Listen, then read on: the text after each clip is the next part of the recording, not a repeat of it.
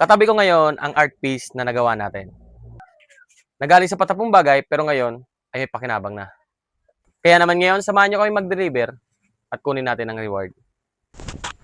So what up guys, and eto na nga, nagbe-prepare na tayo para sa ating pagdi-deliver. Medyo nga tanghali na to at kaya naman ay nagmamadali na kami. Dahil di bali lang kami magantay kaysa naman ang client namin. Pero bago kami pumunta sa kanya, meron muna kami pupunta na importante sa Legazpi din. Kaya sana ay maging maganda ang takbo ng araw natin ngayon. Kaya naman tara, samahan nyo kami mag-deliver.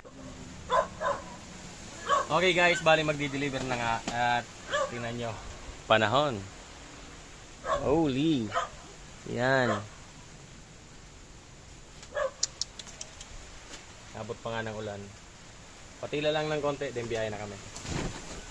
At dito nga, inabot kami ng ulan, pero bali wala din naman yan. Ang pinaka-importante sa atin ngayon ay safe tayo makarating sa pupuntahan natin. Ang mahatid natin sa client o collector natin ng safe ang ating obra maestra. Sobrang natutuwa nga ako guys kasi naalala ko naman nung first time akong magkaroon ng art collector dito sa atin. Guys, merienda tayo, dinuguan, pansit. Ano pa rin? Kape? Merienda.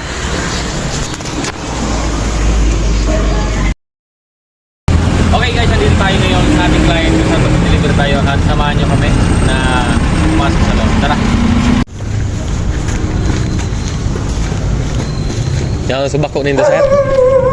Ito guys, ay habang papasok kami, nakita na nila. Sobrang na-amaze na sila sa mga ginawa natin na obra maestra. Kaya naman lalo akong ginaganahan na pagbutihin pa lalo ang aming ginagawa. Lalong-lalo na sa paggagawa ng mga ganitong klaseng obra. Kaya ngayon pa lang maraming salamat po sa pagtatangkilik nyo sa aking obra. Asahan nyo po na mula sa puso na ginawa ang artwork na yan.